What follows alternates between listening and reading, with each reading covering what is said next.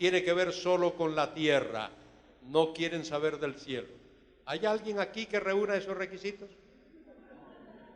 ¿O todos aquí estamos pensando en función del cielo?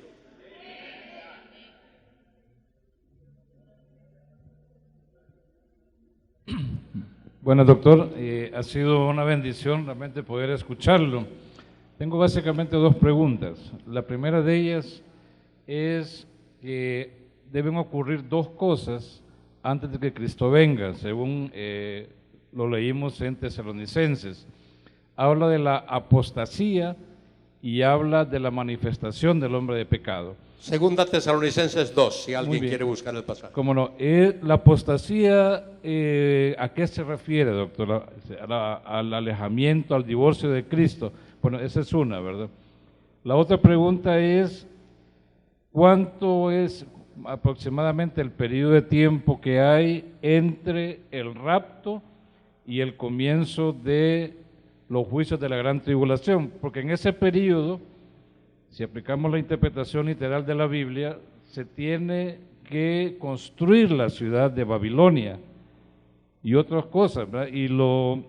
¿Cómo se llama? El ejemplo más reciente que tenemos nosotros de cuánto tiempo tarda una ciudad es Brasilia, que aproximadamente tardó entre 10 a 15 años en ser edificada, básicamente eso. Muy bien, hermano, gracias por esa pregunta. Mire, la palabra apostasía. La palabra apostasía es una palabra neutra que requiere el uso de otra palabra. Por sí sola, la palabra apostasía, apostaso, significa salir, sacar algo, quitarlo de su sitio. Ahora, esa palabra va acompañada muchas veces de otra palabra. Por ejemplo, acusaban a Pablo de haber apostatado de Moisés. Abandonó a Moisés. Apostatar de la ley. Se habla de apostatar de la familia, de apostatar de la fe, pero tiene que tener otra palabra. Ahí, en 2 Tesalonicenses 2, no lleva otra palabra. Dice, el día del Señor no vendrá sin que antes venga la apostasía, sin que antes ocurra el éxodo, sin que antes ocurra la salida. Y es por eso que yo entiendo que ahí apostasía se refiere al rapto. El día del Señor no vendrá sin que primero tenga lugar el rapto. El rapto tiene que ocurrir primero. Y luego, el día del Señor no viene sin que se manifieste el hijo de perdición, el hombre de pecado, porque es él, con la firma del pacto, el que da inicio a ese periodo de la gran tribulación. Respecto de su segunda pregunta, querido hermano, cuando estaba escribiendo el comentario de Apocalipsis, me leí 50 comentarios, qué sé yo cuántos. Y ahí, en esa parte hay, por ejemplo, hay algunos que creen que ese periodo de transición dura 5 años. Hay otros que creen que dura 10 años. Hay otros que creen que dura 20 años o durará 20 años. Leí un comentarista, Bullinger, que cree que ese periodo durará entre 30 y 35 años. Fíjense. Entonces las opiniones varían. Yo creo que no será tanto como 30 o 35, pero sí tiene que haber un periodo de entre 5 y 10 años. Muy bien, agradezco mucho las preguntas. ¿Ya todavía? Gloria sea al Señor. Dios le bendiga, hermano. Pues mire que estaba leyendo y aquí en el libro de Mateo 24, 29 y 30 habla acerca de algunos sucesos, ¿verdad? Y dice, inmediatamente después de la tribulación de aquellos días, el sol se oscurecerá, la luna no dará su resplandor, las estrellas caerán del cielo y las potencias de los cielos serán conmovidas. Y habla en el verso 30 acerca de la señal del Hijo del Hombre. Y habla también en el libro de Mateo, aquí mismo en Mateo 25, 30 y 31. Y yo quisiera saber si este pasaje está relacionado con el otro y al mismo tiempo con el libro de Daniel en el capítulo 12, versos 2 y 3. Bueno, Gloria sea el Señor. el pasaje lo que te está diciendo en el versículo 29 es lo que va a ocurrir después de la tribulación de aquellos días. Que el Hijo del Hombre ha de venir, Cristo ha de venir en gloria, como hemos hablado. Él ha de venir físicamente y visiblemente.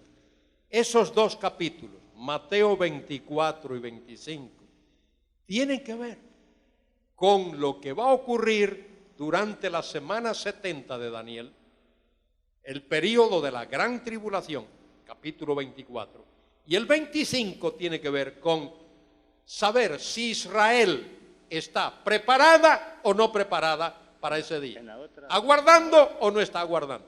Mira, el pasaje, el versículo clave de eso que acabas de leer es el versículo 3, Mateo 24, 3. ¿Puedes leer Mateo 24, 3? La leemos honrando al Padre, al Hijo y al Espíritu Santo, y su letra dice: y estando él sentado en el monte de los olivos, los discípulos se le acercaron aparte diciendo: dinos, ¿cuándo serán estas cosas y qué señal habrá de tu venida y del fin del siglo? Muy bien. ¿Cuál es la pregunta de los discípulos? Dinos, ¿cuándo serán estas cosas y qué señal habrá de qué? ¿De qué? O yo leo bien o vosotros leéis mal. ¿Cómo es la cosa? No dice ahí qué señal habrá de tu venida. ¿Qué dice? De tu venida y del fin del siglo. No le quiten a la palabra. Tu venida, ese I que aparece ahí, casi que puede traducirse tu venida, coma, es decir, coma, el fin del siglo. Los discípulos entendieron que cuando el Señor venga por segunda vez, va a tener lugar el fin del siglo. ¿Qué quiere decir el fin del siglo? ¿Que se acabó el mundo? No. Fin del siglo ahí significa fin de la historia como tú y yo la conocemos ahora. ¿Qué clase de historia conocemos ahora? De muerte, de opresión, de robo, de homicidio, de maldad, de idolatría. Eso es la historia como tú y yo la conocemos ahora. Va a terminar cuando Cristo venga, porque cuando Cristo venga a la tierra, la voluntad de Dios va a ser hecha en esta tierra tal como es hecha en el cielo. Hermano, ¿se va el Espíritu Santo? Hermano, ¿se va el Espíritu Santo durante el rapto? La primera pregunta. La segunda, ¿regresan los redimidos? ¿Regresan los redimidos cuando Jesús venga en la segunda venida? Tercera, en la tribulación, ¿los muertos a dónde van? Los que creen en Cristo y son muertos en esa época, ¿dónde van ellos? Los que creen en Cristo y son muertos van a la presencia del Señor, como han ido todos los que han muerto y han creído en el Señor. El pobre Lázaro, ¿dónde estaba? Estaba en el paraíso. Se usan muchas palabras para describir la presencia del Señor. El paraíso, el seno de Abraham, muchas. Entonces, el que muere creyendo en el Señor va a su presencia hasta el día de la resurrección. Y el día de la resurrección recibirá un nuevo cuerpo. Ahora, la otra pregunta que usted hizo, la primera, si el Espíritu se va. Mire, el Espíritu lo único que hace es no realizar el ministerio bautizador que ha estado realizando ahora. Pero el Espíritu tendrá un ministerio como el que tuvo en el Antiguo Testamento, como el que tuvo antes del día de Pentecostés. Si el Espíritu fuese quitado de la tierra durante la tribulación, ¿sería alguien salvo? No. Pregunto ahora, ¿va a ser gente salva durante la tribulación? ¿Sí o no? Entonces eso significa que el Espíritu tiene que estar en la tierra durante ese periodo. Si no, nadie sería salvo. Solo que el Espíritu no va a estar realizando el ministerio bautizador que hace ahora, en este tiempo. Y usted tenía otra pregunta más. Probablemente, dice que el Señor cuando viene allí, Apocalipsis 19 del 11 al 15, Él viene seguido de un gran ejército de personas vestidos con vestiduras blancas. Ahí puede incluir ángeles y seres humanos glorificados. Usted ha escuchado uno de los mensajes predicados en una de nuestras reuniones generales. La Iglesia Comunidad de Gracia está ubicada en Carretera al Batallón, frente a Diario La Tribuna, PBX 2234-2300.